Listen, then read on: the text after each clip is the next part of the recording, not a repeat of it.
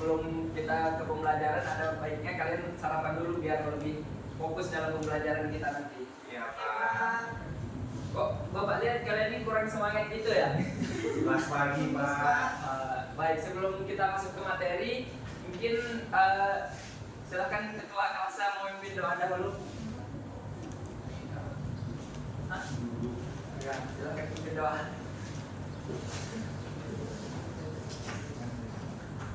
Baiklah kawan-kawan, sebelum kita mulai pelajaran kita pada hari ini, marilah kita berdoa menurut agama dan keyakinan kita masing-masing. Berdoa.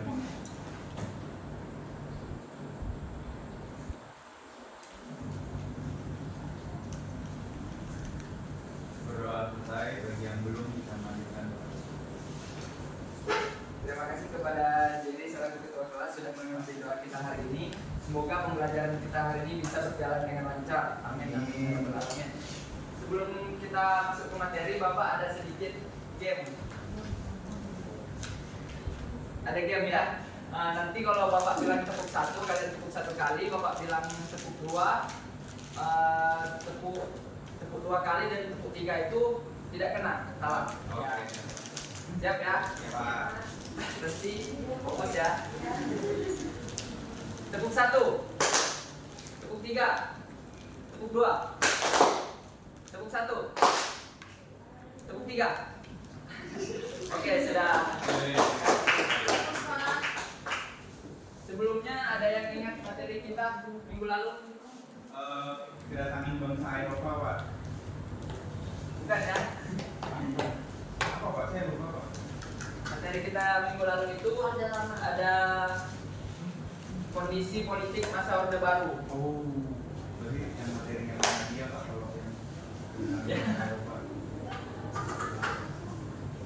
Ada yang ingat masa Orde Baru dimulai tahun berapa? 65 Pak, 6, salah, bukan 65 ya, tapi terima kasih sudah menjawab. Surat angkatan tahun berapa? 19 Ya, sampai berakhirnya 1999. yang benar itu 1966 sampai 1998 ya. Nah, ini Orde Baru itu dimulai pada tahun 1966 sampai 1998.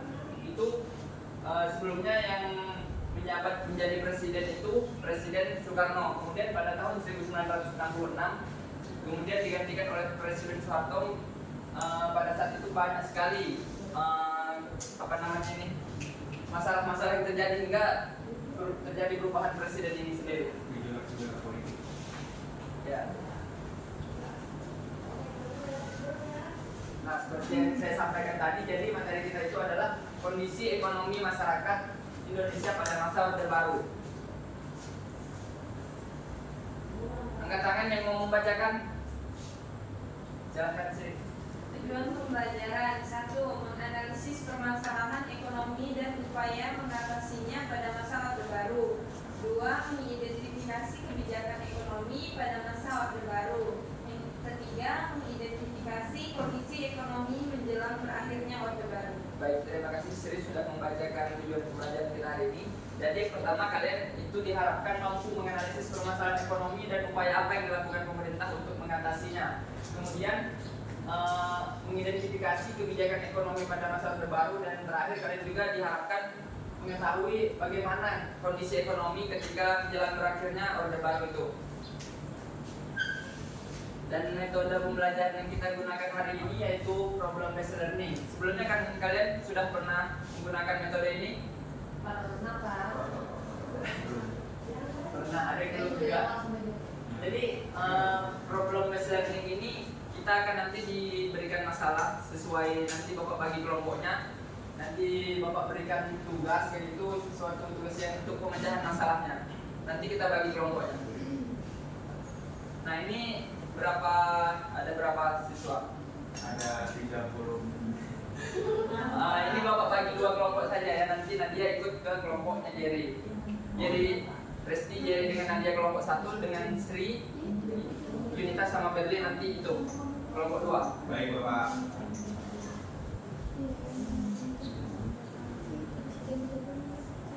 Baik, ya, seperti yang saya bilang tadi, kondisi ekonomi masa Orde Baru yang pada awal masa Orde Baru itu sangat kacau. Jadi apa yang upaya yang dilakukan pemerintah yaitu stabilisasi ekonomi Orde Baru. Stabilisasi ekonomi Orde Baru ini ada dua fokus yang diutamakan, yaitu kondisi ekonomi awal Orde Baru dan upaya apa yang dilakukan pemerintah untuk mengatasinya. Yang kondisi pertama itu hiperinflasi mencapai 650%. Bayangkan 650% pada masa awal Orde Baru. Kira-kira apa penyebab dari hiperinflasi hingga mencapai 650% ini? Ada yang tahu? Permintaan barang meningkat. Bisa. Salah satu dari hiperinflasi yang mencapai 650% ini yaitu percetakan uang yang tidak terkontrol dari pemerintah itu. Sehingga apa yang menyebabkan hutang luar negeri? Pemerintah banyak melakukan hutang luar negeri untuk menutupi kekurangan yang ada di negara kita. Kemudian melonjaknya kebutuhan bahan pokok. Melonjaknya kebutuhan bahan pokok ini menyebabkan masyarakat di Indonesia sedikit malas berbelanja seperti itu. Kemudian upaya apa yang dilakukan pemerintah untuk mengatasinya? Yang pertama itu penyusunan APBN berimbang. Ada yang tahu penyusunan APBN berimbang itu seperti apa?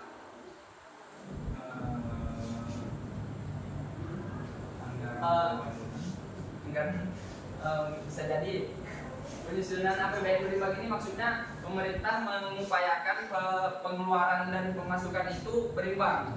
Anggaplah kalau kita misalnya di kita sendiri kan gaji 3 juta anggap, baru pengeluaran kita itu bisa mencapai 4 juta itu sisanya itu bisa kita hutang luar negeri ini lah ibaratnya.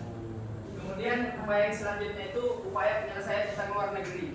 Pemerintah Orde Baru mengupayakan melunaskan hutang luar negeri secara intensif. Kemudian yang terakhir itu diplomasi dan intensif ke negara-negara calon kreditur. Para pemerintah Orde Baru ini melakukan diplomasi ke negara-negara luar, seperti negara, lupa saya negaranya, pasti mereka apa itu namanya, ingin utang Pak. Cina. Selanjutnya kita akan membahas rehabilitasi ekonomi masa Orde Baru. Yang pertama itu perbaikan secara fisik sarana dan prasarana ekonomi untuk menjamin berlangsungnya demokrasi ekonomi. Kemudian menjamin keamanan investor asing melalui hubungan luar negeri seperti pertemuan Tokyo dan pertemuan Amsterdam. Menjamin keamanan investor ini maksudnya yang saya katakan diplomasi di awal tadi, para pemerintah meyakinkan para investor asing untuk keamanan saat masuk ke Indonesia.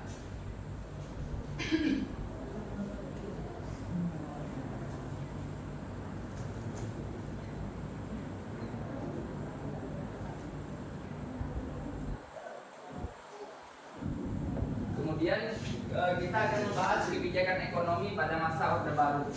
Yang pertama, pelaksanaan pembangunan melalui pembangunan secara berjangka atau dikenal dengan pembangunan 5 tahun.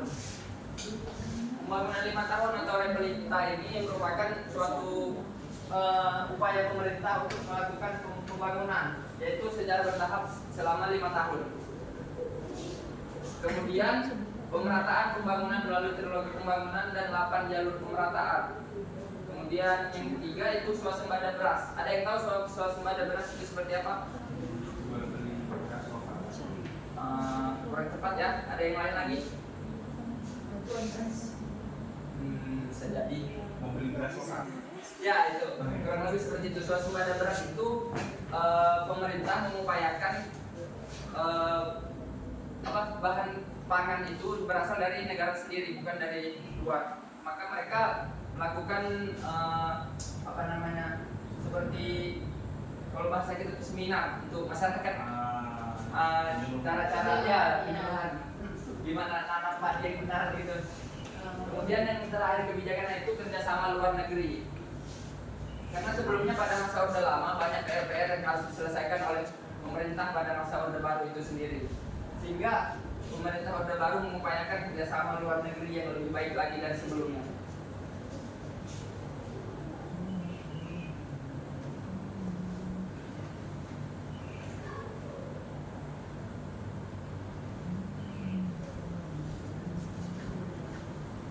Kemudian materi kita yang terakhir ini kondisi ekonomi menjelang berakhirnya Orde Baru. Gimana sih kondisi ekonomi pada saat berakhirnya Orde Baru ini? Yang pertama itu krisis global yang melanda Asia berdampak pada munculnya krisis ekonomi di Indonesia. Sebetulnya krisis global ini bermula di Asia itu awalnya di Thailand, kemudian berdampak juga ke Indonesia. Kok bisa? Itu mungkin karena ya itu global, saya kurang tahu juga karena itu kan dari luar, kemudian masuk ke Indonesia. Kemudian terjadi ketimpangan pembangunan antara daerah Jawa dengan daerah luar Jawa. Ini kenapa masyarakat yang di luar Jawa itu banyak protes, kenapa yang banyak pembangunan itu hanya di Jawa. Mungkin sampai saat ini, mungkin sampai saat ini juga kurang lebih begitulah. Tapi karena adanya IKN mungkin lebih merata. Kemudian yang terakhir itu banyak terjadi korupsi, dan nepotisme yang merajalela. Baik, sampai di sini ada yang ingin ditanyakan dulu?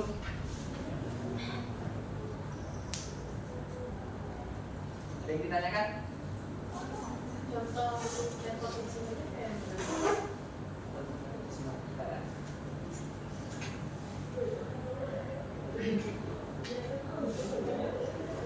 Nah, contohnya itu seperti kepala desa yang memberikan jabatan kepada keluarganya sendiri gitu, tidak ada pemilihan. Jadi mungkin kalau bahasanya itu Kayak gimana? itu kan masih dipilih rakyat ya, masih diberikan ke masyarakat lagi untuk memilih. Ya.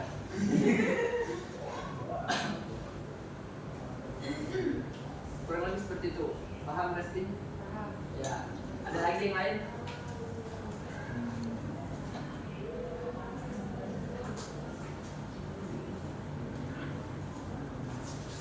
Baik, karena tidak ada lagi yang bertanya, mungkin kita lanjutkan saja ya. Sebelum Bapak berikan tugas, Bapak ada sedikit video untuk menambah pengetahuan kalian mengenai kondisi ekonomi masa Orde Baru ini. Tolong disimak ya videonya.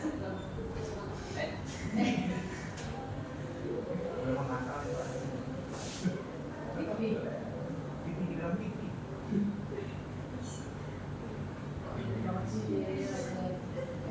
Perhatikan ya semuanya. Assalamualaikum warahmatullahi wabarakatuh. Pernahkah terpikir oleh kalian bagaimana jika ada ekonomi akan Presiden Soeharto atau sering disebut dengan Pak Orde Baru? Sebelum itu, bangsa kita tahu bahwa Indonesia dengan Pak Orde Baru. Presiden Soeharto. Nah, siapa ini kalau siapa ini? Soeharto. Betul. Ini merupakan presiden yang dianggap presiden tangan besi pada saat itu karena kebijakannya yang sangat-sangat tegas. Jadi dia digelar sebagai presiden tangan besi. Atau sering disebut dengan Pak Orde Baru. Sebelum itu, bangsa kita tahu bahwa Indonesia pernah mendapat julukan sebagai masa. Ya, julukan tersebut pernah diberikan kepada Indonesia yang tentunya karena kepadatan rivalitas dengan kota Sambada berdiri pada tahun 1980. Belum boleh. Sabar ya.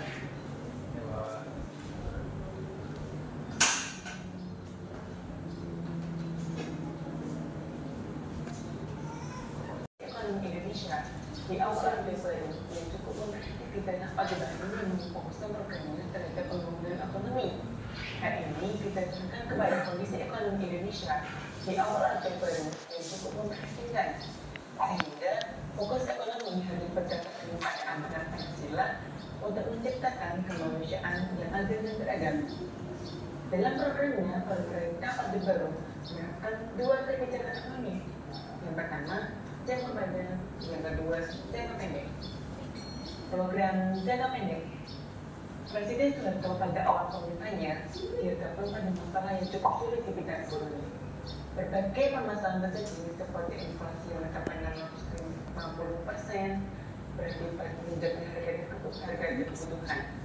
Selain itu, alat-alat produksi mengalami kerusakan terutama di sektor pertanian. Permasalahan tersebut berakibat pada kurangnya tingkat kesejahteraan masyarakat Indonesia.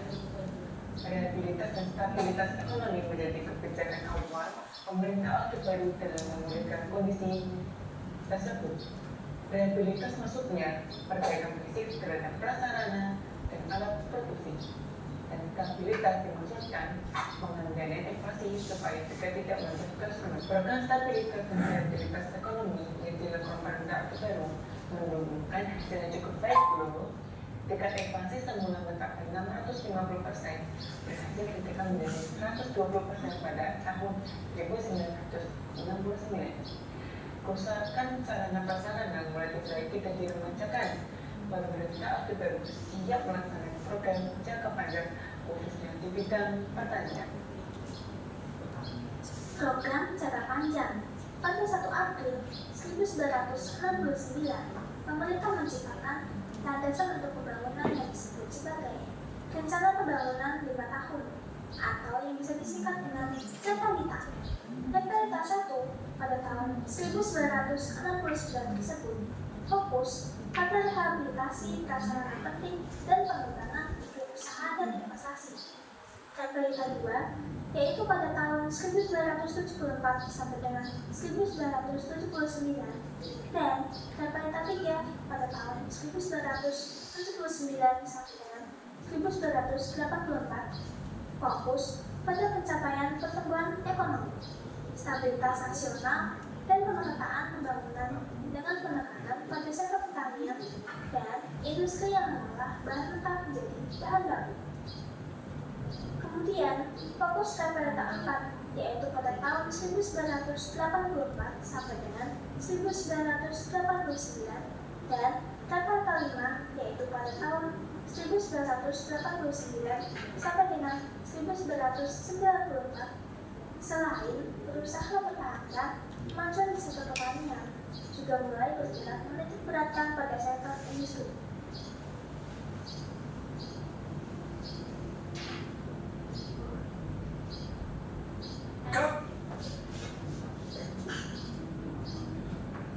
Sudah disimak videonya? Boleh Bapak. Baik, sekarang Bapak akan bagikan tugas sesuai metode pembelajaran kita tadi, yaitu problem based learning atau memecahkan masalah.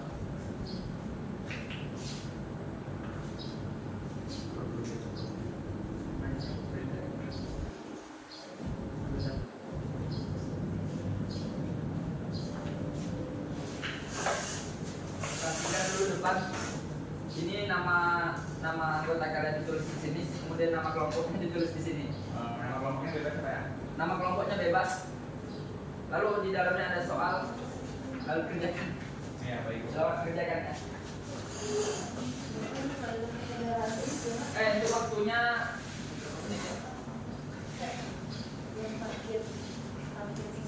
Oh iya.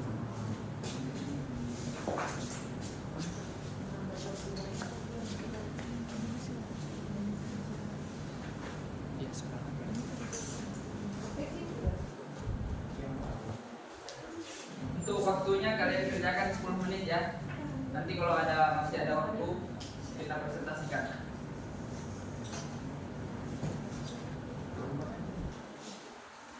Kok bagi uang? Sudah kan Pak Bunda.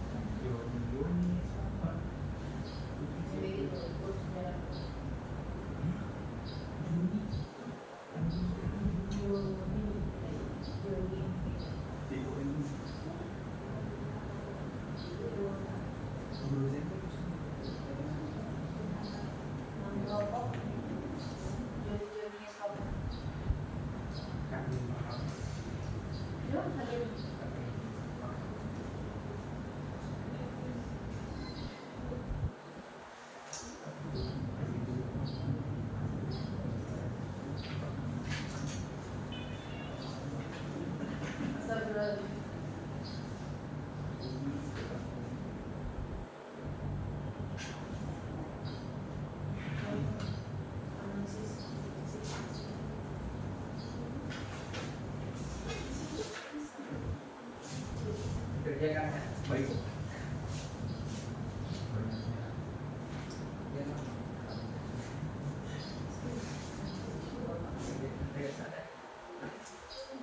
Silakan. Oke. Oh iya, silakan. Nggak boleh. Silakan. Sana ya.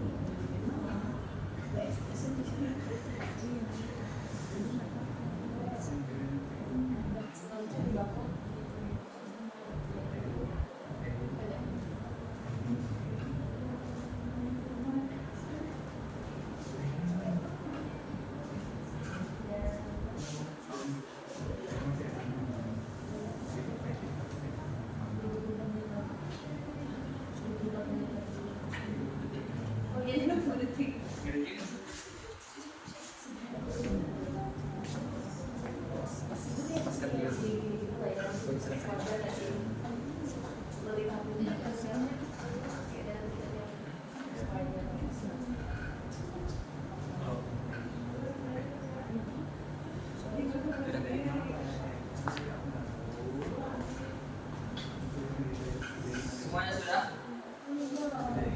Mungkin tugasnya kalian simpan karena waktu kita sudah habis. Kita lanjutkan minggu depan. Minggu depan juga kita akan membahas masa masuknya reformasi. Itu kertas tadi simpan saja, nanti minggu depan lanjutkan lagi. Baik, Bapak. Baik, hadap sini dulu semuanya. Ada yang bisa menyimpulkan kegiatan kita hari ini? Jadi Pak, Silakan jadi disimpulkan. Jadi kesimpulannya mata pelajaran ini kan tentang Orde Baru Pak, yaitu yang dimulai dari tahun 1966 sampai 1998. Nah, kalau saya pribadi saya punya teori sendiri bahwa setiap pemilihan presiden itu selalu ada hal baik dan hal tidak baiknya. Sama juga di kepemimpinan Soekarno kan juga tidak sebaik setelah ini, tapi yang ini juga tidak sebaik sebelum Soekarno. Baik semuanya, tepuk tangan untuk Jerry. Terima kasih Jerry sudah memberikan kesimpulan. Ada lagi yang lain? Resti? Sadarkan kesimpulan sedikit aja. jadi Orde Baru ini membawa berbagai bencana bagi rakyat Indonesia. Mungkin ketika mungkin ketika pada saat itu masyarakat bilang mudah ya zaman Soeharto, tetapi pada nyatanya Soeharto itu menyembunyikan banyak hutang dari media dan juga masyarakat. Pak. Baik, terima kasih Resti. Tepuk tangan untuk Resti. Mungkin sekian dari pembelajaran kita hari ini. Bapak mohon maaf apabila ada salah kata. Ingat tugasnya nanti minggu depan kita lanjutkan. Kerjakan di rumah minggu depan kita presentasikan. Sekian pembelajaran hari ini saya akhiri. Assalamualaikum warahmatullahi wabarakatuh. Waalaikumsalam.